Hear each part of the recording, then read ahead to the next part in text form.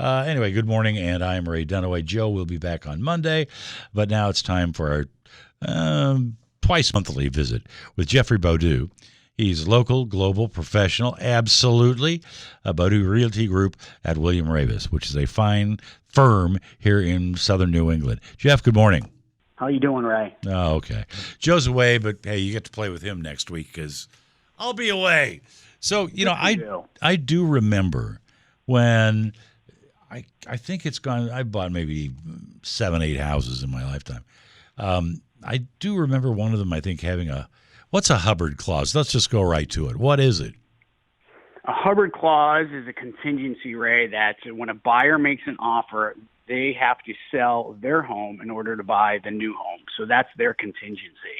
Ah, that's how I got into it. Okay, that's where it came from. There you go. And what that does for a buyer, obviously, is it reduces their risk by having to carry 2 mortgages. So if they were going to buy one home without the need to sell another, they have all the carrying costs of now 2 properties. Oh, I mean, and seriously, 2 house payments? No, thank you. There are a lot of people who have trouble making one, from what I'm understanding these days. Are you seeing much fallout from that, by the way, Jeff? Well, do you see people who maybe have been, if not laid off, furloughed, whatever, and, they're finding themselves, money's kind of tight. So do you see people that are kind of desperate to sell or think they should? I honestly have not come across that in the past 6 months of how busy the market's been. Good. And with, I realize COVID and all those issues, there hasn't been any slowdown as far as I have been concerned with the clients and the price points that I'm in. Let's say that I'm a client of yours, and perhaps I should be. I'm a client. Well, I'm just giving you a little plug here. Why not? But not a good thing to do, sure.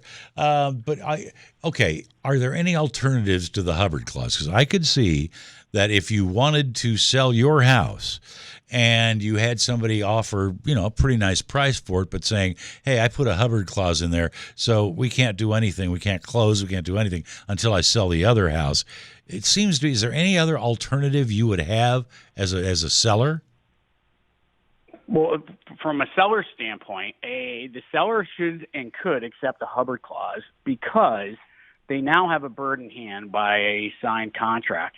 Okay. However, another buyer could come through and purchase that home should they wish or go under contract on that home. The only thing is the seller would have to give the original buyer who's under contract first right of refusal, and that's usually a couple of days. And if that buyer can move forward, then the transaction moves forward. If that buyer cannot move forward, that contract is terminated and the seller can move on to buyer number 2. If the buyer that might be stuck with 2 houses or just put a contract, do you have to give the money back then if the next person coming along, number 2, comes along and says, oh, I'll give you $10,000 more for it? If there was a deposit down, would you have to refund that deposit from the first buyer? Yes, you do. That deposit needs to be refunded. An interesting fact, right? If the second buyer comes along, they do not have to bid higher than the current. They don't have to, their offer doesn't have to be higher. It could be lower. It could be at the seller's discretion as to which they wish to take. That's I didn't know that because you always assume it's going to go higher. That's an interesting fact, yeah, but that's not the case. So the seller can take another offer that is of what their liking is, and then go back to seller number 1 and not disclose that, but simply state that they have another offer they're willing to accept. Can you release the contingency or not? Are you seeing? We've talked about this a number of times that you've been on, and will continue to be on. And the thing is, I've been reading a lot about New York real estate, and you can't avoid it. And apparently there are a lot of vacancies. A lot of apartments are going empty. What are you seeing, particularly in the southwest part of the state, or are you seeing some of that up here, perhaps? We are seeing a lot of that come up here. Not vacancies, but we're seeing a lot more. Yeah, people want to buy. A lot more yellow license plates, and okay. Yeah, people should take this in the next day or two and look around when you're driving and see how many New York license plates have come up to this area. Wow. It's incredible. I mean, comparably, I would guess. Even though housing is not cheap here. I remember running into this couple who'd moved here from the Bay Area, and they were going, God, I can't believe how inexpensive housing is here. So, it depends on where you're from. And I would imagine if you're from parts of New York, same thing. You'd come up here and go, wow, they're giving these things away.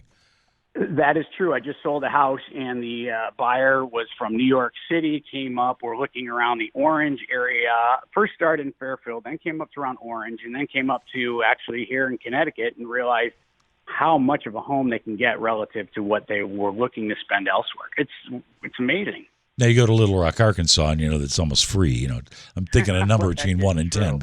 But cost of living is a factor, isn't it, Jeff? Everything's relative. What are some other things that we need to consider very quickly? Or we have about a minute left.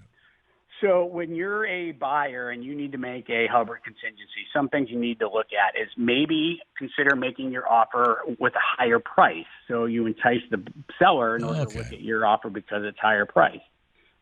Do your inspections. Offer to do your inspections and get a conditional mortgage commitment up front. Right. The concern with that is that you may be out of pocket a couple $1,000s, but it also may secure you with the home of your dreams. Right. Well, we talked about, financing last time around, I think it was.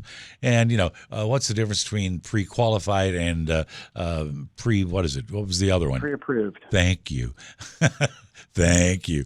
Okay, but there is a big difference. You discussed that, and that's, if you're pre-approved and you're ready to go, could you do a pre-approval with, a house that you've been looking at? I mean, absolutely. Okay. Absolutely. And in a competitive market like today, it behooves a buyer to do so. Right. It's a little bit more work up front, not only for them, but for their loan mortgage company, but it's well worth the effort. What was your favorite time to do real estate here? My favorite time of real estate is right now. Okay. I wasn't in it during the boom of 6, 7, and 8. I was actually owned a manufacturing company in Hartford. So I didn't realize I wasn't involved in the boom then, but this has been a pretty exciting time. Was this the colonial debacle, or what was this? Oh, that was pretty crazy too. But if you remember in 06, 7, and 8, the housing market was just incrable. Well, I should have sold then. Oh, what the heck. Yeah. I should have called you, Jeff. I should have called you. Then you would have had the buy high, right? It's all relative. True. Well, I'd live in the car for a while. It'd be okay. Hey, I've done it before. Hey, Jeff, good to have you on. I hope you have a great weekend, and you'll be talking to us because I'll be back too in 2 weeks, okay? Yeah, and if anybody wants to get a hold of me, 860-463-9296. I'd love to chat with people about these things. Thank you, buddy. Good talking to you. Talk to you soon. Thank you. Take care. See what we learn here? See, we learn all kinds of stuff here.